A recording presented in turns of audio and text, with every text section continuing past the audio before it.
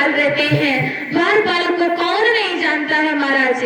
द्वारपालों का नाम है जय और विजय। क्या नाम है? द्वारपाल का नाम है जय और विजय।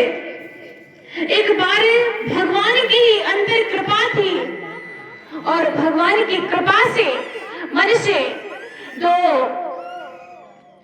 चार सनकादिक ऋषि आते हैं, सनक, सनंदन, सनत, सनत कुमार, और उनके मन में इच्छा होती है भगवान विष्णु के दर्शन करने के लिए। वैकुंठ धाम में जैसे ही द्वार पर आते हैं और द्वारपाल से कहा कि द्वार खोलो, मुझे भगवान के दर्शन करने हैं, मुझे जाने दो। द्वारपालों ने जाने नहीं दिया। जय और विजय ने एक बार कहा, दो बार कहा, तीन बार कहा, लेकिन नहीं जाने दिया। उन चारों ऋषि कुमारों ने, सनक, सनंदन, सनत, सनत कुमार ने जय और विजय को श्राप दे दिया कि आज मुझे आपने भगवान के दर्शन नहीं करने दिया है, क्योंकि अहंकार था कि जब तक मैं नहीं कहूंगा तब तक ये अंदर नहीं जा सकते हैं महाराज। कहते हैं प्रधानमंत्री को इतना अहंकार नहीं होगा, लेकिन उनसे जो छोटे हैं मंत्री होते हैं उनको बड़ा अहंकार होता है कि मेरे बिना कोई मंत्री प्रधानमंत्री से मिलने नहीं जा सकता है महाराज। इस प्रकार से महाराज जैसे नहीं जाने दिया तो सनत कुमारों ने जय और विजय को श्राप दे दिया कि आप राक्षस हो जाओ, आप जाओ राक्षस हो जाओ।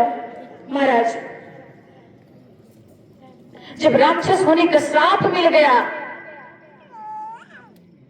तब घबरा गए और उधर वैकुंठ में विराजमान भगवान विष्णु को जब ऐसी आवाज सुनने को मिली कि हमारे द्वारपाल को श्राप मिल गया है, तब बाहर आते हैं और उन ऋषि कुमारों से निवेदन करते हैं कि मैं इनकी तरफ से मैं आपसे क्षमा मांगता हूँ, इन्हें श्राप मुक्त करने की कृपा करें महाराज। भगवान विष्णु निवेदन करते हैं, लेकिन ऋषि कुमार कहते हैं कि मुझसे गलती हो गई और मैं अपने श्राप को वापस तो नहीं कर सकता हूँ, लेकिन मैं कुछ कृपा करूंगा कि 7 वर्षों तक श्राप था, लेकिन मैं जन्मों जन्मों तक श्राप था, लेकिन इन्हें कम करने का प्रयास करूंगा। इन्हें 3 जन्मों तक इन्हें राक्षस योनि में रहना ही पड़ेगा। महाराज कहते हैं, भगवान शिव कहते हैं देवी इन्हें सतयुग में श्राप के कारण जय और विजय हिरण्यकश्यप और हिरण्याक्ष के रूप में जन्म लेते हैं। ऋषि कुमार कहते हैं भगवान विष्णु से कि मैं इतना तो करूंगा कि इनका उद्धार करने के लिए आपको स्वयं मानव रूप धारण करना पड़ेगा, तभी इनका उद्धार हो सकता है महाराज। और 3 जन्म तक इनको राक्षस योनि में रहना पड़ेगा। सतयुग में हिरण्याक्ष और हिरण्यकश्यप के रूप में आते हैं, तब भगवान नरसिंह का रूप धारण करके इनका उद्धार करते हैं। और त्रेता युग में इन्होंने कुंभकर्ण और रावण के रूप में आते हैं और इनका उद्धार करने के लिए भगवान विष्णु राम रूप में आते हैं और इन दोनों राक्षसों का उद्धार करते हैं महाराज। और तीसरा राक्षस योनि में द्वापर युग में हुआ है, जिनमें दंतवक्र और शिशुपाल नामक राक्षस होते हैं। इनके उद्धार के लिए भगवान ने कृष्ण रूप धारण किया है, तब इनका उद्धार किया है। इस प्रकार से महाराज भगवान शिव कहते हैं प्रथम कारण था भगवान के अवतार लेने का, जो ये पूर्ण होती है। और दूसरा कारण कहते हैं महाराज, एक कल्प सूर्य देखे दुखारे समरे जल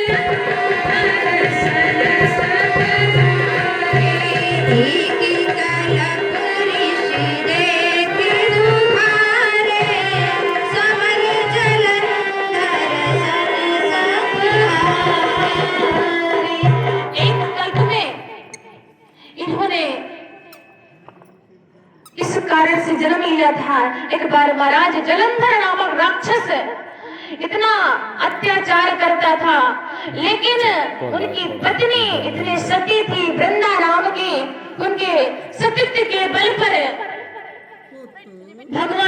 भी इस जलंधर राक्षस से हार जाते थे, सभी देवताओं को त्रास करने लगा था, वो जलंधर राक्षस, सभी देवी देवता व्याकुल हो गए महाराज। जब भगवान स्वयं देवादिदेव महादेव उस युद्ध में हार गए उस जलंधर राक्षस से, और उस जलंधर राक्षस से क्यों हार गए? उसकी सतीत्व वृंदा के बल पर। कि वृंदा इतनी तपस्या करती थी भगवान विष्णु की कि वो भगवान विष्णु की कृपा से जलंधर को कोई हरा नहीं पाता था विश्व में। जब सभी देवी देवता प्रार्थना करने लगे, भगवान विष्णु आते हैं और उस जलंधर का रूप धारण करके भगवान विष्णु वृंदा के द्वार पर पहुंचते हैं। जैसे ये वृंदा ने देखा, और तेल में जब तक युद्ध करने जाती थी जलंधर, तब तक वो वृंदा तेल में खड़ी रहती थी, और जब युद्ध करके आ जाते थे तब वो बाहर निकलती थी महाराज। आज भी उसी प्रकार से वृंदा तेल में खड़ी रहती है। और जैसे ही सुना कि आज बड़ी जल्दी जलंधर हमारे स्वामी आ गए हैं, लेकिन भगवान छल करके जलंधर का रूप धारण करके स्वयं विष्णु आए थे। जैसे ही वृंदा बाहर आती हैं और प्रणाम किया जलंधर को मान करके भगवान विष्णु को, जैसे ही प्रणाम किया तुरंत उधर इनका सतीत्व घटा और तुरंत जलंधर का वध हो गया महाराज। देवादिदेव महादेव की। जैसे ही भगवान ने वृंदा को छला, तुरंत जलंधर का वध हो गया महाराज। भगवान विष्णु द्वार पर खड़े ही थे कि जलंधर का सिर आकर के गिरा वृंदा के सामने। वृंदा चकित हो गई कि सामने जलंधर खड़े हुए हैं और मेरे स्वामी खड़े हुए हैं, और ये रूप, ये सिर किसका पड़ा हुआ है? ये सिर भी तो मेरे स्वामी का ही है, ये सिर भी मेरे स्वामी का है। भगवान विष्णु अपने रूप में आते हैं और कहते हैं वृंदा मुझे क्षमा करना, लेकिन वृंदा व्याकुल हो जाती है और उसी समय भगवान विष्णु को श्राप दे देती है कि आपने मेरे साथ छल किया है, जाओ तुम पत्थर की हो जाओ, पत्थर के हो जाओ। फिर से सभी देवता त्राहिमाम करने लगे कि जब भगवान स्वयं ब्रह्म ही पत्थर के हो जाएंगे, ये दुनिया क्या करेगी, संसार लय हो जाएगा महाराज। जब देवताओं ने प्रार्थना किया तो भगवान विष्णु स्वयं फिर से रूप में आते हैं और वृंदा ने अपने को उसी समय उस अग्नि में जला दिया, अपने उस शरीर को, वो सहन नहीं कर पाई उस दुख को, और उस जो अग्नि जली थी, जो राख हुई थी, उसी से तुलसी का वृक्ष महाराज उगता है। और संत जन कहते हैं उस राख से तुलसी का वृक्ष उगा था, और पत्थर के स्वरूप में भगवान शालिग्राम माने जाते हैं। भगवान विष्णु ने कहा है कि आज से मैं सभी भक्तों से, मैं आज से कहता हूँ कि जो मेरे भोग में या मेरे ऊपर तुलसी का एक भी पत्ता चढ़ाएगा तभी मैं उस भोग को स्वीकार करूंगा, अन्यथा मैं इस भोग को स्वीकार नहीं करूंगा महाराज। और वृंदा श्राप दे करके जाती है महाराज जाते जाते कि जिस प्रकार से आज आपने मुझे छला है, एक दिन ऐसा आएगा कि मेरे पति ही आपकी पत्नी को भी छलेंगे। आज ये भी एक कारण बनता है महाराज। वही जलंधर रावण राक्षस बन करके माँ सीता का हरण करता है महाराज। ये रही दूसरा कारण जलंधर की कथा महाराज। भगवान के अवतार लेने का ये भी एक कारण होता है।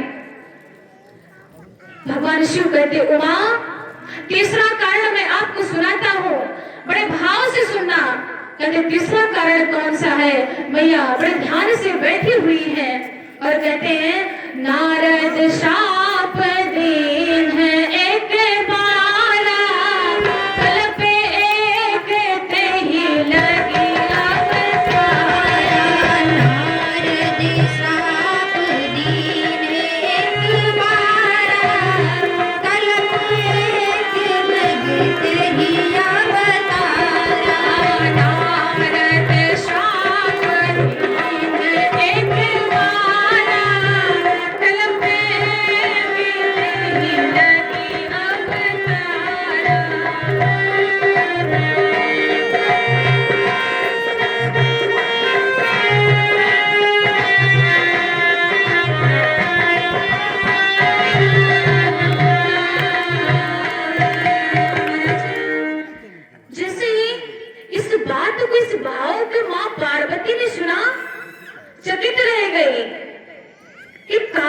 कवन श्राप मुनि दीन्हा, का अपराध रमापति कीन्हा। कहते महाराज बड़े शॉर्टकट में, बड़े ही कम भाषा में समझाना चाहते, कम शब्दों में समझाना चाहते थे भगवान शिव, लेकिन माँ उमा कहती है बाबा मुझे इस कथा को विस्तार से सुनाओ, कारण क्या है। मेरे गुरुजी की बात है, मेरे गुरुजी नारद जी तो परम भक्त हैं, दिन रात भगवान नारायण की नाम जप किया करते हैं महाराज, हर समय नारायण नारायण किया करते हैं। ऐसा कौन सा कारण है जिस कारण से नारद जी ने भगवान विष्णु को श्राप दिया। महाराज मैया चकित हो जाती हैं, कहती मुझे विस्तार से कथा सुनाओ, कारण कवन श्राप मन दीन्हा। महाराज भगवान शिव कहते हैं कि हेमगिर गुहा एक अति पावनी, और बाह समीप सुर सरी सुहावनी। आप बड़े ध्यान से सुना, हिमगिरी पर्वत पर बड़ी सुंदर गुफा, और उस पर्वत पर नारद जी के मन में एक साधना करने की इच्छा प्रकट हुई महाराज। और संत एक नारद ऐसे हैं कि एक क्षण भी कहीं रुकते नहीं है महाराज, एक घड़ी से ज्यादा कहीं टिकते नहीं है। लेकिन आज नारद जी तप करने लगे महाराज, जैसे ही समाधि लगाते हैं। और जब नारद जी ने समाधि लगा लिया महाराज कि आज तपस्या करने लगे, और जब कोई तपस्या करने लगता है तो सबसे ज्यादा चिंता किसको होती है, इंद्रदेव को। किसके लिए, कि हमारे कहीं तप के बल पर हमारे इंद्रासन न छिन जाए। ब्रह्मा जी से कहीं इंद्रासन न मांग ले, इतना तप कर ले, और उस तप को भंग करने के लिए परेशान होते हैं महाराज। वो बड़ा भारी कोई सिंहासन नहीं है इंद्र का, बड़ा सुंदर उदाहरण तुलसीदास जी महाराज देते हैं। कहते हैं जिस प्रकार से शोक हाड़ ले भाग सठ, स्वान निरख मृगराज, लाज ही तन शोभा निरखे, तिम सुरपति ही नलाज, छीन ले जन जान जड़ा, तिम सुरपति ही नलाज। जिस प्रकार से एक कुत्ता होता है गांव का, और सूखी हड्डी लेकर के भागता है, पीछे से कोई शेर आ जाता है तो इतनी तेज भागता है कहीं ये सूखी हड्डी ये शेर कहीं छीन न ले मुझसे। उसी प्रकार से आज नारद जी की तप को देख करके इंद्र भगवान व्याकुल है, उस तप को भंग करना चाहते हैं महाराज।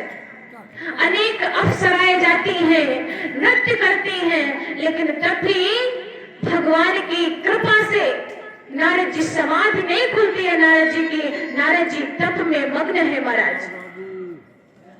जब ऐसी तप को देख करके इंद्रदेव व्याकुल हुए, तब कामदेव को भेजते हैं, और कामदेव ने नारद जी की समाधि नहीं भंग कर पाई महाराज।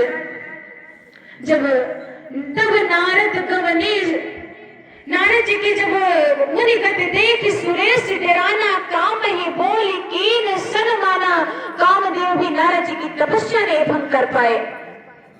और कुछ देर बाद जब नारद जी की समाधि खुली महाराज, तो नारद जी को अहंकार हो गया कि मेरी समाधि में इतनी ताकत है, मुझ में इतनी ताकत है कि एक कामदेव भगवान शिव की भी समाधि तोड़ दिए थे, आज वो कामदेव भी मुझसे हार गए, मेरी समाधि को भंग नहीं कर पाए महाराज।